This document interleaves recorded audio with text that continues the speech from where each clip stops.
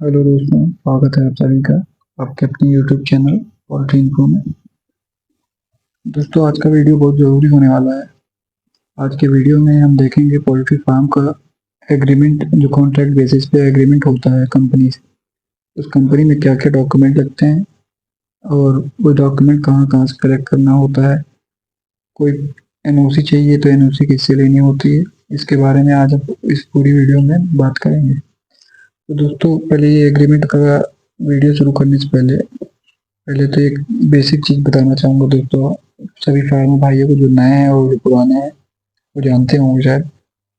सबसे पहले तो दोस्तों ये कहना है कि आप फार्म बनाने से पहले ही कंपनी में जाकर बात कर लें, क्योंकि कभी कभी होता ये है कि फार्मर, अभी मेरी नज़र में ही एक फार्म बना था, उसने कंपनी से बिना बात करे फार्म बना दिया और उसको रास्ता रास्ता कुछ क्लियर नहीं था। कंपनी वालों ने एक बार बच्चा दिया, उसके बाद से पूरा वो फार्म ब्लॉक कर दिया, क्योंकि उस फार्मर ने खाली फार्म बनाने का सोचा और फार्म बना दिया और रास्ता जो था वो दूसरे खेत से था।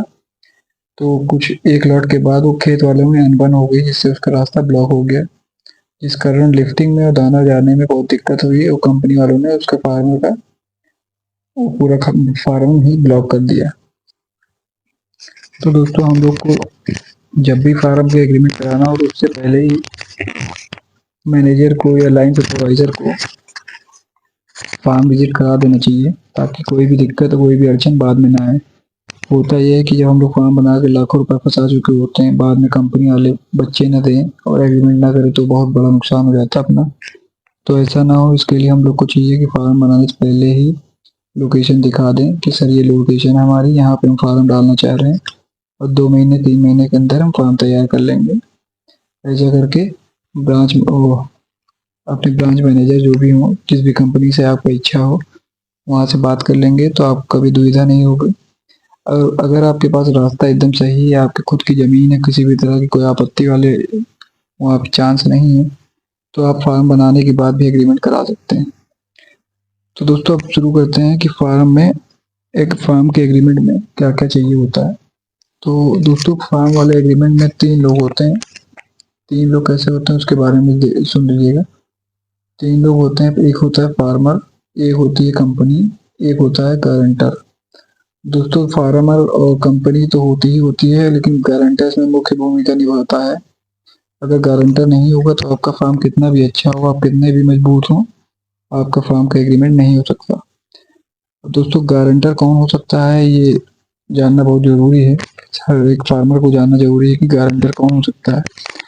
सबसे पहले गारंटर वो हो सकता है जो मुर्गी पालन कर रहा है, लेकिन आपसे ज़्यादा बच्चों का, मतलब आपके जैसे 5,000 बच्चों का फार्म है, तो उस फार्मर का जो कैपेसिटी होनी चाहिए, जो फार्मर गारंटी लेगा, उसके पास भी 5,000 बच्चे या उससे अधिक के बच्चे का फार्म होना चाहिए। 4,000 बच्चे या 4,500 बच्चे वाले फार्म में आपको उतने 5,000 बच्चे का एग्रीमेंट नहीं होगा। तो दोस्तों, एक ये माइनस पॉइंट होता है कि गारंटर हम लोग को ढूंढना बड़ी दिक्कत होती है फार्मर लाइन में। और आपको मान लीजिए शालीमार में ही आपको एग्रीमेंट कराना है, तो जो गारंटर होगा वो भी शालीमार कंपनी का ही होगा, किसी बाहर कंपनी का नहीं होगा।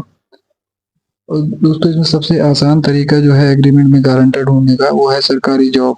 सरकारी जॉब वाला कोई भी बंदा है, आपके घर में हो या पड़ोस में हो या दोस्त हो, अगर वो आसानी से मान जाए कि आपकी गारंटी ले लेगा, और गारंटी लेने पर कंपनी वाले बिल्कुल नहीं करते, ज़्यादा जांच पड़ताल बिल्कुल नहीं करेंगे, वो तुरंत एग्री कर देंगे। फिर फार्म चाहे आप 10,000 का बनाए चाहे 20,000 का फार्म बनाए, अगर सरकारी जॉब वाला कोई है जो भी जल्दी रिटायर्ड नहीं होने वाला हो, मतलब यंग एज में हो, अभी 10-20 साल हो, और उसकी गारंटी आराम से कंपनी वाले ले लेते हैं, उसमें कोई भी आनाकानी नहीं करते हैं। और जब फार्मर गारंटी लेता है तो उसमें वो लोग काफ़ी खोजबीन करते हैं, देखते हैं फार्मर जो आपकी गारंटी ले रहा है उसका रिकॉर्ड कैसा है, उसके बर्ड्स कितने हैं, कितना बड़ा फार्म है, उसका रिजल्ट कैसा जाता है, ये सब वो कंपनियां देखती हैं, क्योंकि वो लाखों रुपए के आपके बच्चे और दाना देते हैं हम लोगों को, तो सब ये देखना उनका लाजमी है, देखते रहते हैं। तो अब दोस्तों, डॉक्यूमेंट पे आ जाते हैं। तो डॉक्यूमेंट दोस्तों, सबसे पहले शुरू करेंगे फार्मर का क्या डॉक्यूमेंट लगेगा। तो फार्मर के डॉक्यूमेंट में सबसे पहला, आप सभी जानते हैं, आधार पैन कार्ड चाहिए होगा। दोस्तों, जिस जमीन में फार्म बना है उस जमीन की खतौनी चाहिए होगी। आपके में तेरा पता नहीं क्या बोलते, खसरा खतौनी इसको बोलते हैं। खतौनी चाहिए होगी, वो भी तहसील से मोहर लग के, अभी नहीं मतलब एकदम रिसेंट वाली निकली हुई, 6 महीने से ज़्यादा की ना हुई हो। कंपनी वाले 2 महीने की भी मांग सकते हैं, तो 2 महीने तक के आपको खतौनी चाहिए होगी। उसके बाद 4 चेक चाहिए होगा फार्मर का, साइन करके 4 चेक मांगेंगे।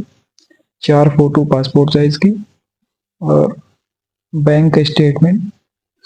बैंक का स्टेटमेंट आप तब निकलवाइएगा जब चेक वेरिफिकेशन हो जाए।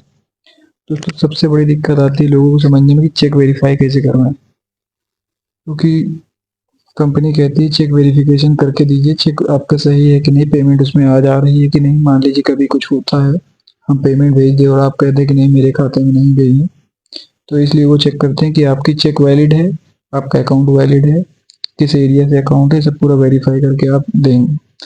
तो चेक वेरिफिकेशन करना बड़ा आसान है दोस्तों। आपको चेक में ही अपने नाम से, जिस नाम से एग्रीमेंट कराना हो उसी के नाम से चेक पे करीब 1,500 रुपये विड्रॉल करेंगे चेक के माध्यम से, और चेक की फोटो जब विड्रॉल उसमें भर देंगे, पूरी चेक में भर के साइन वाइन कर लेंगे अपने नाम से, तो चेक बैंक में ले जाने से पहले ही फोटो खींच लेंगे चेक की। दोस्तों फिर से बोल रहे हैं, जब चेक से विड्रॉल करेंगे तो चेक में सब कुछ भरने के बाद, अमाउंट भरने के बाद, अपना नाम भरने के बाद, साइन करने के बाद चेक की फोटो खींच के रख लेंगे। फिर चेक ले जाकर बैंक उसको कैश करा लेंगे। कैश कराने के बाद अब जब आपकी पेमेंट वहाँ से कट जाएगी, मैसेज आ जाएगा, तो बैंक के पासबुक प्रिंट करा लेंगे। उसमें आपके पासबुक में स्टेटमेंट में आ जाएगा कि आपके फला चेक नंबर से कैश निकला है, तो वो चेक ऑटोमेटिक ही उसमें शो करने लगेगा नंबर। और वो चेक नंबर जब स्टेटमेंट में मैच करेगा और आपने फोटो खींच के जो दे रखी होगी, वो दोनों जब मैच कर जाएंगे तो आपका चेक वेरिफिकेशन हो जाएगा।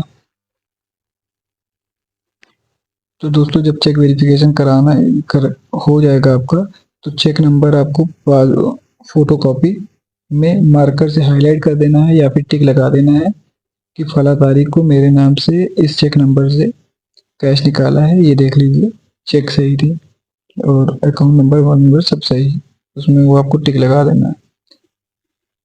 तो दोस्तों चेक के बाद अब आता है एनओसी का। अब एनओसी मतलब नो ऑब्जेक्शन सर्टिफिकेट, अनापत्ति प्रमाण पत्र।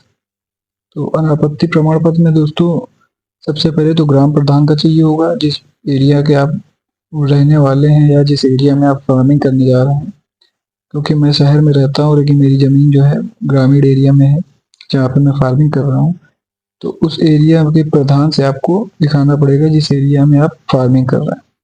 लिखाना क्या होगा, उसमें लिखाना होगा कि मैं फला फला फला और पुत्र इनका अपने पिताजी के नाम लगवा के अपने एड्रेस दे देंगे कि यहाँ के निवासी हैं, और फला ग्राम एरिया में मेरी ज़मीन है जिसकी गाटा संख्या या खाता संख्या फला फला है, और उस पर मैं मुर्गी पालन करना चाहता हूँ, जिससे ग्राम प्रधान के किसी भी सदस्य व ना ही ग्राम प्रधान को कोई ऑब्जेक्शन है।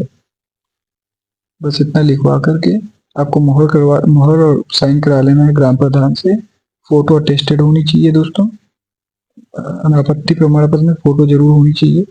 मोहर लगवा कर, आधी मोहर फोटो पे आधी बाहर, साइन कराकर अनापत्ति प्रमाण बनवा लेंगे। अब दोस्तों एक अनापत्ति प्रमाण पत्र और होता है। अब जैसे मैं व्यक्तिगत खुद का फार्मिंग कर रहा हूँ, लेकिन जमीन जो है मेरी पिताजी की है, लेकिन एग्रीमेंट मुझे अपने नाम से कराना है। तो ऐसे में हमें अपने पिताजी से भी एक बार उसमें से लिखाना पड़ेगा कि फला आदमी मेरे पुत्र है या पुत्री है या पत्नी है, जो भी जिसका भी नाम से हो, इनका मुर्गी पालन, मेरी जमीन जिसकी गाटा संख्या ये है, खाता संख्या ये है, इस पे मुर्गी पालन करने से मुझे कोई आपत्ति नहीं है, और मैं स्वतः अपनी इच्छा से इनको मतलब अनुमति दे रहा हूँ इस, और इनके किसी भी कार्य करने से उस पर मुझे कोई आपत्ति नहीं है। ये लिखवा कर पिताजी से स्टाम्प पे, जो पिताजी लिख के देंगे ये 10 रुपए के स्टाम्प पे लिखवाया जाएगा, और जो प्रधान से लिखवाना है वो सादे पेज पे लिखवाया जाएगा, या एक फॉर्मेट आप बनवा लेंगे। फॉर्मेट की फोटो मैं अपने वीडियो में डाल दूंगा, आप देख लेंगे। तो पिता से लिखवा कर 10 रुपए के स्टाम्प में उसको साइन करा कर वहीं से नोटरी करा लेंगे।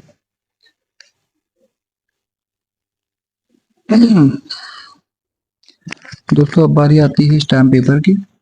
स्टाम्प पेपर दोस्तों फार्मर के साइड से 2 स्टाम्प पेपर लगेंगे, एक 100 रुपए का लगेगा, एक 50 रुपए का लगेगा। अब दोस्तों इसमें समझने वाली बात यह है कि इसमें फर्स्ट पार्टी कौन रहेगा, सेकंड पार्टी कौन रहेगा, स्टाम्प ड्यूटी किसके द्वारा पे की जाएगी, मतलब परचेज कौन करेगा। तो दोस्तों 100 रुपए और 50 वाले में दोनों सेम चीज रहेगी। फर्स्ट पार्टी में कंपनी रहेगी, आप जिस भी कंपनी से ले रहे हैं उसका नाम बकायदा लिखवा लीजिएगा। कभी कभी हम लोग को सुनने में होता है शालीमार शालीमार, लेकिन पूरा नाम जो भी होता है उसको लिखवाना पड़ेगा। तो आप पूरी कंपनी का पूरा नाम डाटा सही से स्पेलिंग के सही आप लिख कर ले जाएंगे। वहाँ पे फर्स्ट पार्टी कंपनी का नाम, सेकंड पार्टी फार्मर अपना नाम, और stamp duty paid by farmer का अपना नाम। दोस्तों ये स्टाम्प पेपर जब भी खरीदेंगे स्पेलिंग का खास ध्यान देंगे, इसमें बिल्कुल भी गलती ना हो पाए, वरना आपका एग्रीमेंट खराब हो सकता है, पेपर नुकसान हो सकता है, फिर दोबारा आपको स्टाम्प खरीदना पड़ेगा। दोस्तों फिर से बता देते हैं, फार्मर साइड से जो स्टाम्प लगेगा वो 100 रुपए का एक लगेगा, 50 रुपए का एक लगेगा। दोनों में ही फर्स्ट पार्टी कंपनी रहेगी, सेकंड पार्टी फार्मर, और stamp duty paid by farmer. जो भी फार्मर का नाम होगा और जो भी कंपनी का नाम होगा एकदम चेक कर लेंगे अच्छे से, कोई भी अल्फाबेट की मिस्टेक नहीं होनी चाहिए। अब दोस्तों गारंटर में डॉक्यूमेंट चाहिए होता है। गारंटर का जो डॉक्यूमेंट होगा उसमें आधार पैन कार्ड कॉमन है, फोटो बस 2 चाहिए होंगी, चेक बस 2 चाहिए होंगे, वो भी सिग्नेचर के साथ। गारंटर के सिग्नेचर के साथ 2 चेक चाहिए होगा। इसमें 50 रुपए का गारंटर की साइड से 50 रुपए का स्टाम्प लगेगा। इसमें भी फर्स्ट पार्टी कंपनी रहेगी, सेकंड पार्टी जो रहेगी फार्मर रहेगा।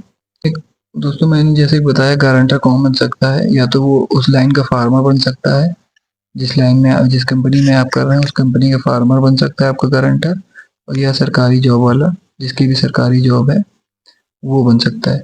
सरकारी जॉब वाले में बस एक शर्त होती है कि वो अभी जल्दी रिटायरमेंट की तरफ ना हो, मतलब साल 6 महीने में ऐसा ना हो कि रिटायर्ड हो जाएगा। ऐसे में कंपनी ना बोल सकती है आपको, तो ऐसे में आपका डॉक्यूमेंट सब खराब हो जाएगा। ऐसा तो देख के ही गारंटर चुनिएगा। और मेरी तो यही आपको सजेशन रहेगा कि आप सरकारी चुनें।